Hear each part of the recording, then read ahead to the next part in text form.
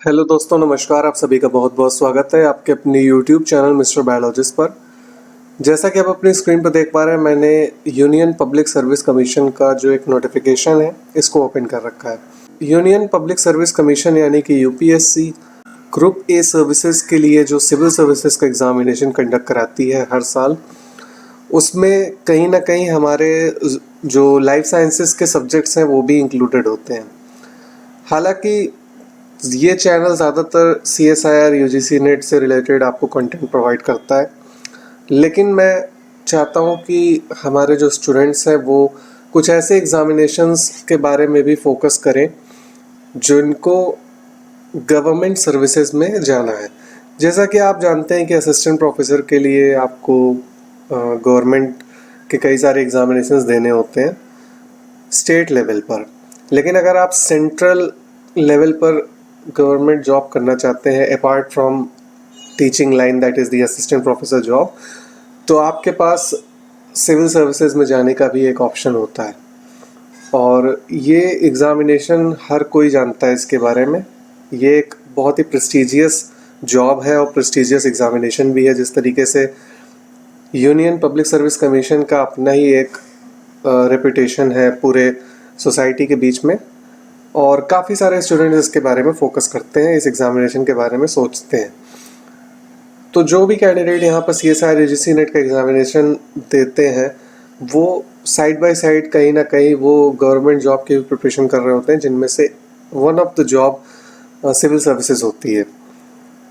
और वो इसलिए है क्योंकि आपको जैसा पता होगा कि पिछले कुछ सालों से जो सिविल सर्विसेज का एग्ज़ामिनेशन है उसका जो प्रीलिम्स का एग्ज़ाम होता है वो बेसिकली आपका दो सर्विसेज के लिए कंडक्ट कराया जाता है।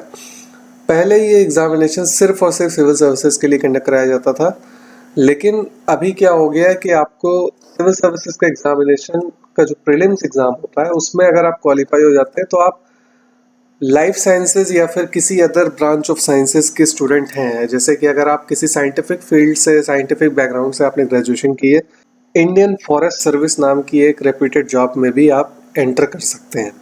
Indian administrative service, IAS IPS, ये सब के बारे में तो हर कोई जानता है। इंडियन फॉरेस्ट सर्विस के बारे में बहुत कम ही लोग जानते हैं।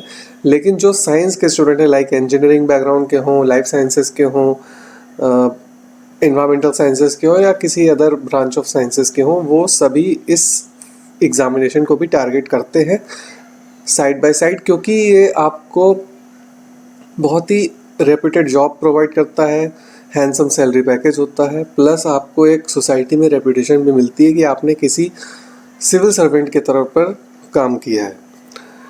तो जो आपका सिविल सर्विसेज का प्रीलिम्स का एग्ज़ाम होता है उसमें बेसिकली आपको इंडियन फॉरेस्ट सर्विस के लिए भी आपको सेलेक्ट कर सकते हैं अगर आपकी कट ऑफ थोड़ी सी एबव जाती है।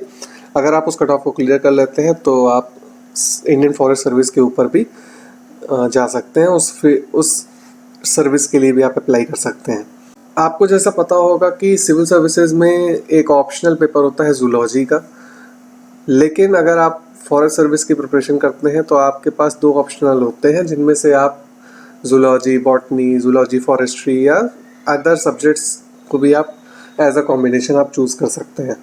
तो आज सबसे पहले हम इंडियन फॉरेस्ट सर्विस या इंडियन सिविल सर्विस का जो जूलॉजी का ऑप्शनल पेपर होता है उसको एक बार डिस्कस करेंगे कि आखिर उनमें कौन कौन से ऐसे टॉपिक्स हैं जो आप CSIR नेट से ओवरलैप करते हैं, या फिर आपके जो आपने ग्रेजुएशन में जो जूलॉजी पढ़ी है उससे कितना ओवरलैप करता है।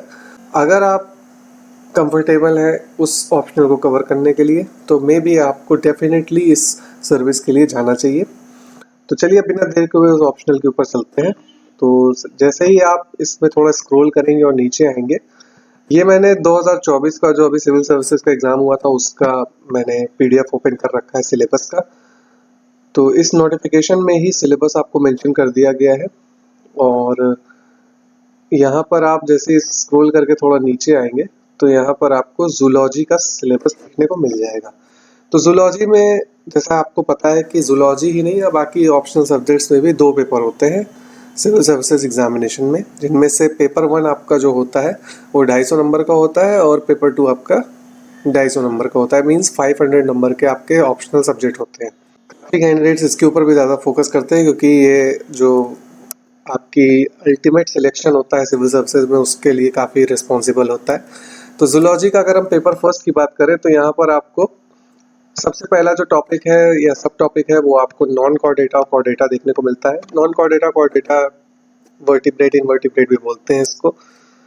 और जैसा कि आप जूलॉजी के स्टूडेंट हो तो आपने इसको बीएससी में आपने डेफिनेटली पढ़ा है। हालांकि यहाँ पर जो आपको सिलेबस है ये ऑनर्स लेवल का है, लेकिन ये जो टॉपिक्स है ये आपको बीएससी या सिंपल ग्रेजुएशन में भी पढ़ाया जाता है।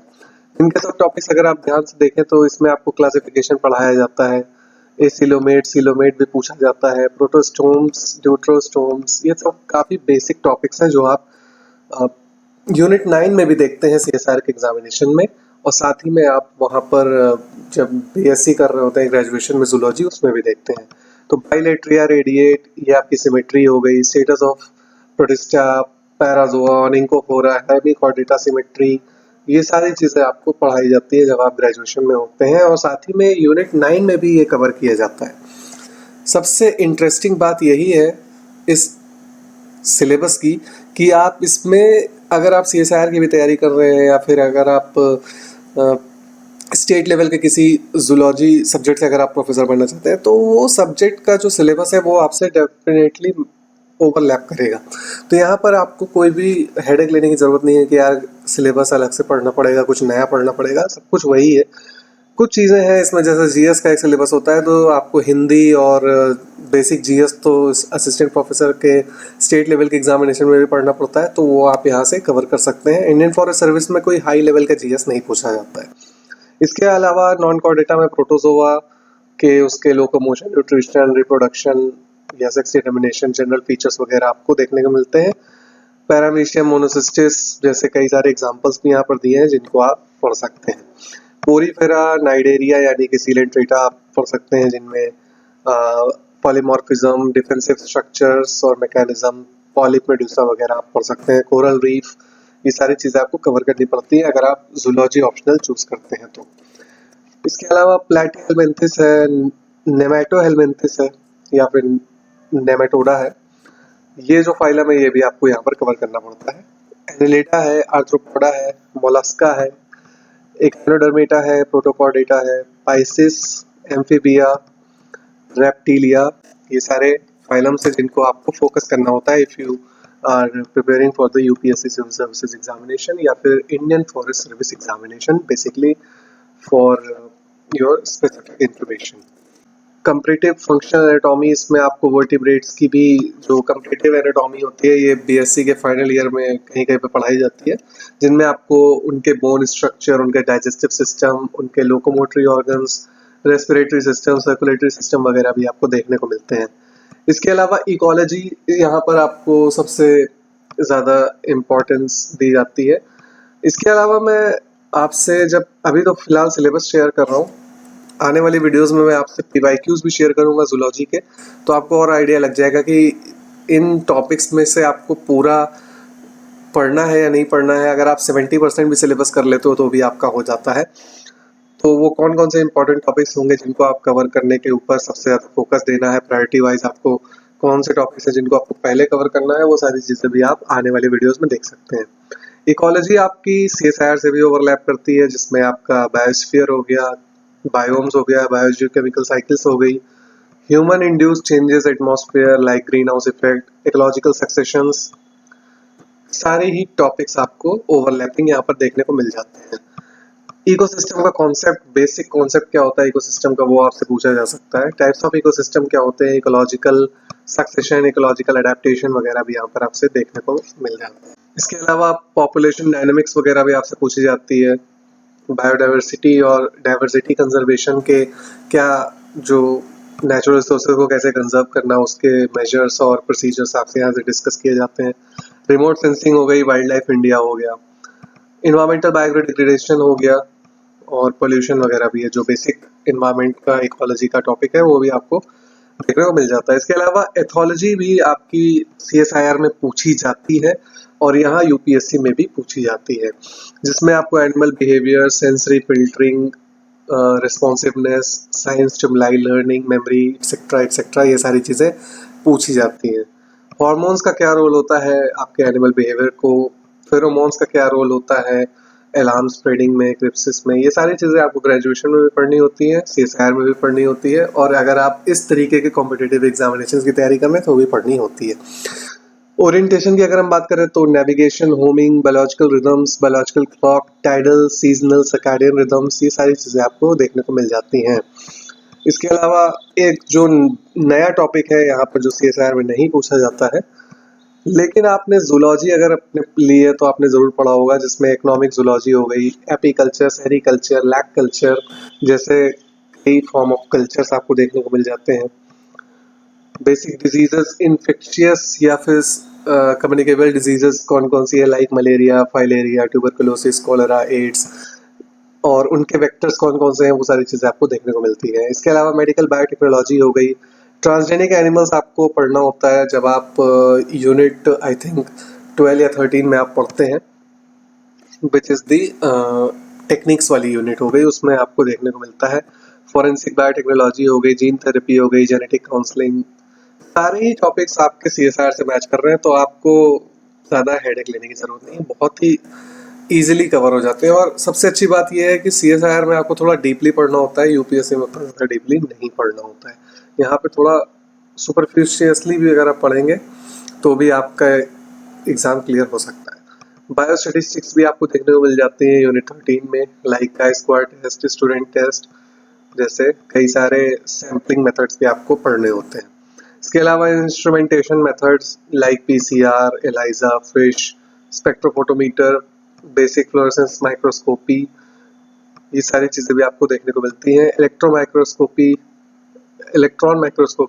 टेम सेम भी आपको पढ़ना होता है। ये सारी चीज़ें आपके सीएसआईआर से भी ओवरलैप करती हैं। अब आ जाते हैं पेपर 2 में। पेपर 2 अगर आप ध्यान से देखें तो ये पूरा ही सीएसआईआर से मैच करता है। सबसे पहली जो इसमें यूनिट है वो सेल बायोलॉजी की है, जिसमें आपको बेसिक सेल बायोलॉजी पढ़नी होती है, और ये सारे उसके सब टॉपिक्स हैं। आप वीडियो को पॉज करके चेक कर सकते हैं, और ये सिलेबस मैं आपको टेलीग्राम ग्रुप में भी शेयर कर दूंगा, तो वहाँ से जाकर के भी आप जेनेटिक्स आपको पढ़ना होता है, तो जेनेटिक्स के जितने भी सब टॉपिक्स हैं वो आप देख सकते हैं यहाँ पर। इसके अलावा इवोल्यूशन है, इवोल्यूशन की एक पूरी यूनिट है, यूनिट नंबर आई थिंक 11, तो यूनिट नंबर 11 से आपका इवोल्यूशन कवर हो जाता है, जो कि यहाँ से ओवरलैपिंग भी है यूपीएससी के सिलेबस में, जिसमें हार्डी-विनबर्ग लॉ हो गया, evolution of animals, natural selection, theories of evolution, हर चीज़ें यहाँ पर जो आपको ओवरलैपिंग मिल जाती है।